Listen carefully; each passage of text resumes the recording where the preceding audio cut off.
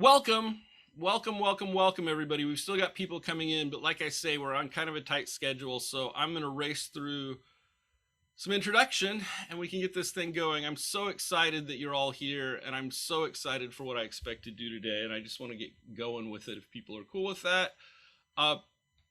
So let's get started. Welcome to the Rust-Edu Workshop 2022. I start with a welcome, start with a thank you. Thank you for bearing with us. This is, sort of a thing that we've tried to plan in advance, but as always, it's an experiment and it's a technological experiment. So thank you for being patient with us as we figure out how to make this work.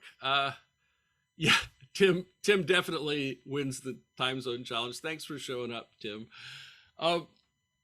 And also, thanks to the enthusiasm and engagement of everybody. This isn't just a group of people showing up to a workshop. It's a group of people who've put in significant effort and came with significant intent to help with what we're doing. And, I couldn't be more excited about that.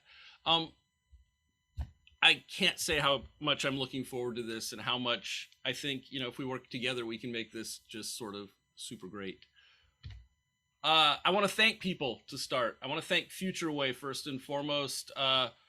Sid Askery, who's here with us today, is the director of open source for FutureWay, and they provided the financial support that made RustEdu possible, and they've also provided the sort of team support and advice and encouragement that's made FutureWay possible.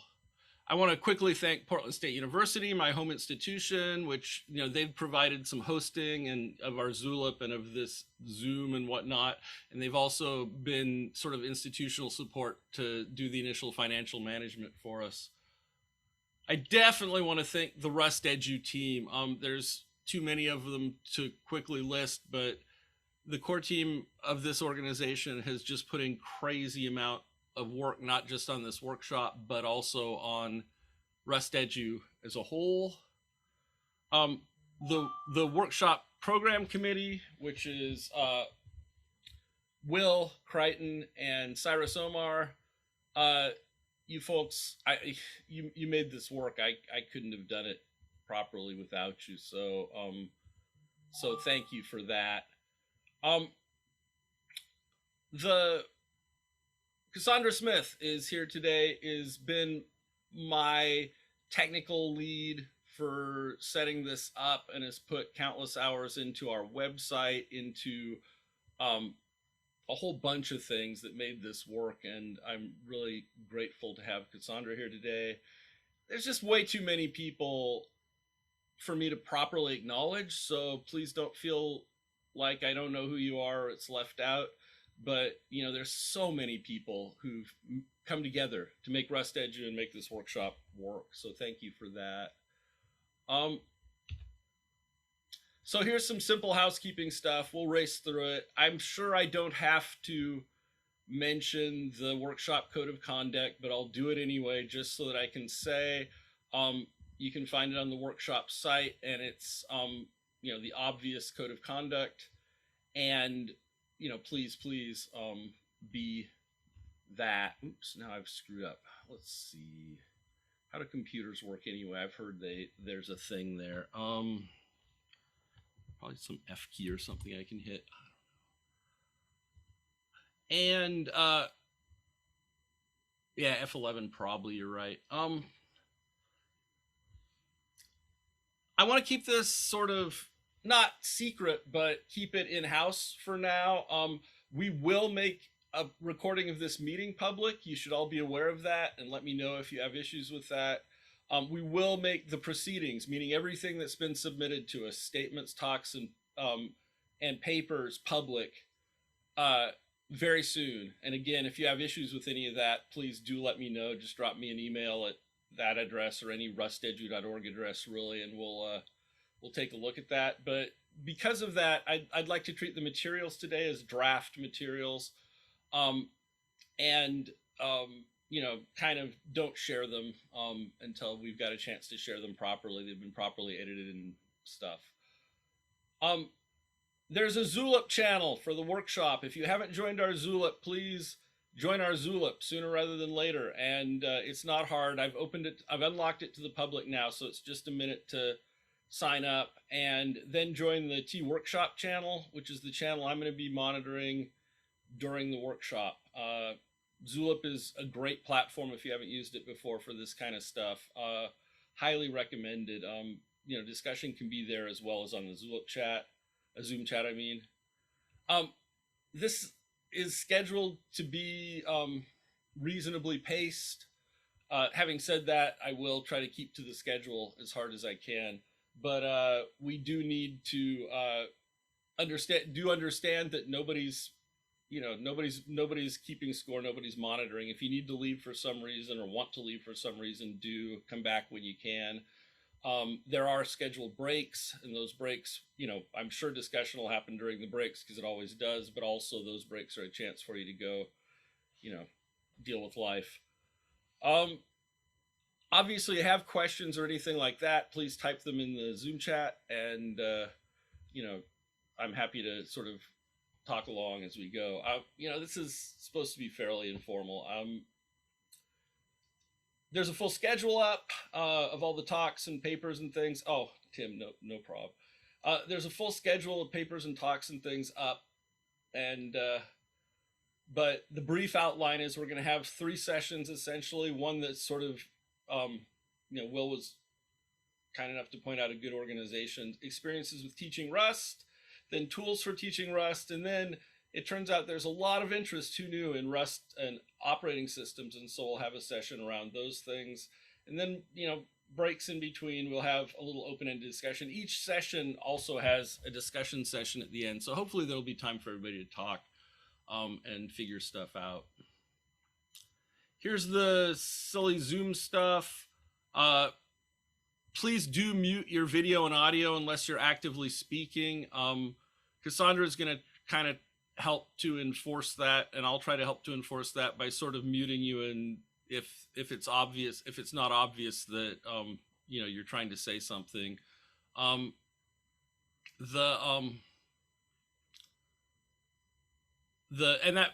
Muting your video is especially important because the bandwidth is, who knows what it's going to be for people. And so if you've got video on right now, I'd ask you to go ahead and please turn it off, just because I don't trust Zoom any farther than I can throw it. Welcome to technology.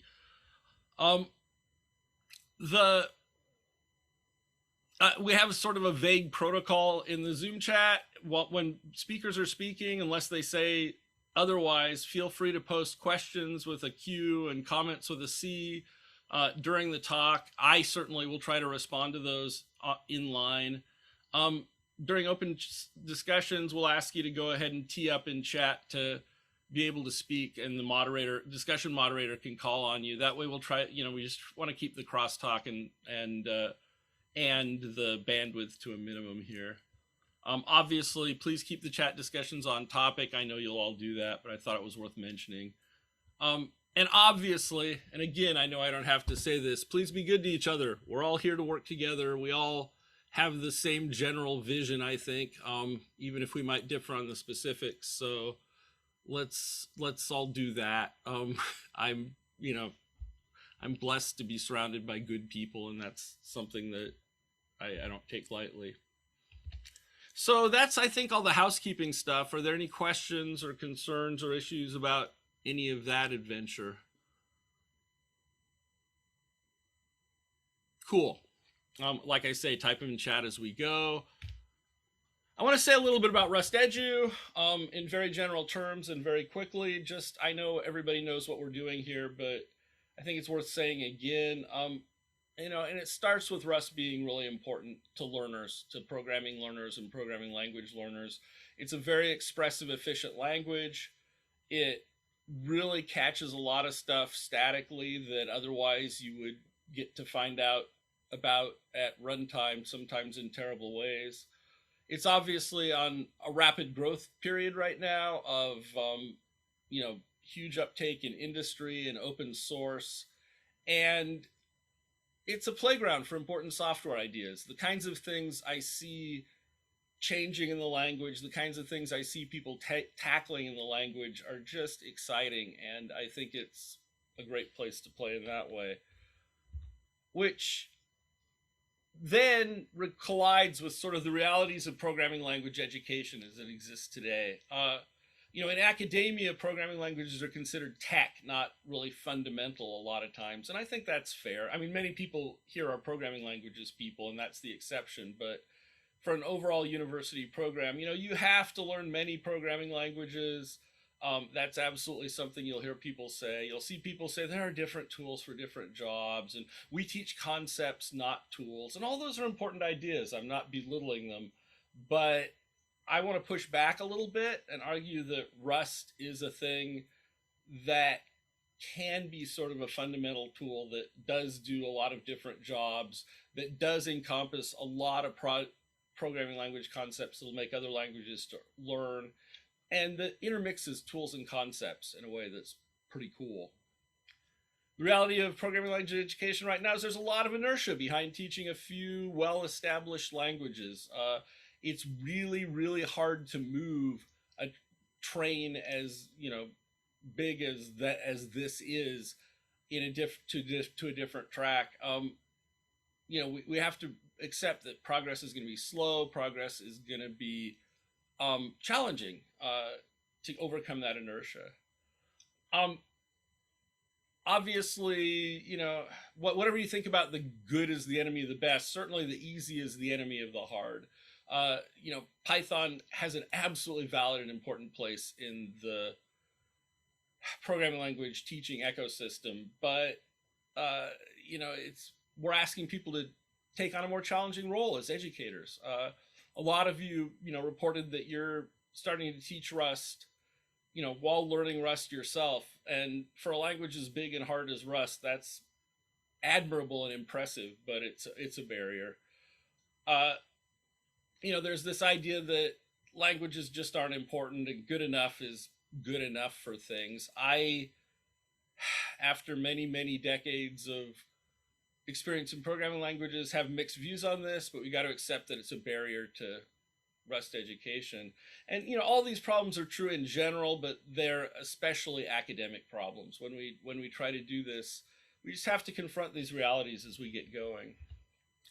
But we want Rust learning to win.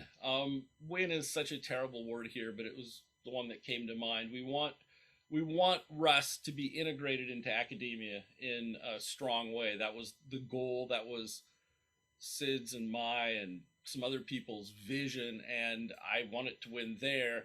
But I also want it.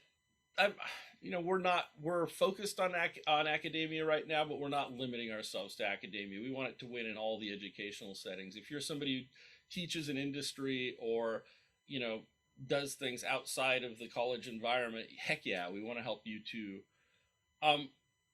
My belief is that if you're going to learn to program, you should learn to program in Rust at some point. Maybe first, but certainly second. I think it's important. I think it's valuable, and I think a lot of us do here. So yeah, we want our immediate goal is to have Rust taught as a primary programming language by default in colleges and universities around the world. We really want that. We'd like it to be taught as the primary programming language by default in colleges and universities around the world. That's not a realistic goal in the short term, but we think it is in the long term. So we have to overcome these barriers. If we can't, we're not going to achieve that goal. And this workshop is in some ways the start of the discussion of how do we overcome those barriers. Obviously, that's not enough. There's more things that we need to do in conjunction and in addition to that primary goal of targeting academia. We want to make learning tool-driven. That's the open source way, and it's really the modern world way of making things work. So we want to make learning tool-driven by enhancing existing tools. One of our team members, Ed Page, has led some effort to do cargo edit, for example, as a thing and move it into the core cargo thing. We think that makes things easier for everybody. We want to create new tools. Cyrus Omar's RustViz is a good example of a tool we're building to help teaching. We also want to improve the ecosystem for learning. We're actually working somewhat with people in the Rust project to identify places where maybe Rustlang could make changes and its tools could make changes that make learning easier. We think that's a thing that we can do, and we want to improve the documentation ecosystem. We want to improve the educational materials that are out there for Rust as people learn it. That's super important to us. We think that Rust has the unique attributes to become the academic programming learning go-to. We think that it's suited for this. But I can't overstate that we're at the beginning of a very long process. It's going to take a lot of people pushing hard to overcome the barriers we talked about. And you absolutely can help. And I'm so grateful to have you here today to help. This is not something a person or an organization can do by themselves. It's going to, we can provide some inertia to push the rock down the hill, overcome some of the inertia to start the rock down the hill, but the people who are going to keep it rolling are you folks. This is exciting. If you're not excited, you're not doing it right now, because you just don't get that chance every so often to say, we're going to change everything. We're going to make things different than they were in a positive way. I'm really, really excited that I and the RustEdu team and you all who, are part of the RustEdu initiative at this point, can join in together. This is going to be a lot of fun. So that's sort of my prepared remarks, such as they are. I think we're going to have some big fun today, and I think we're going to have some big fun over the next years as we push this stuff forward.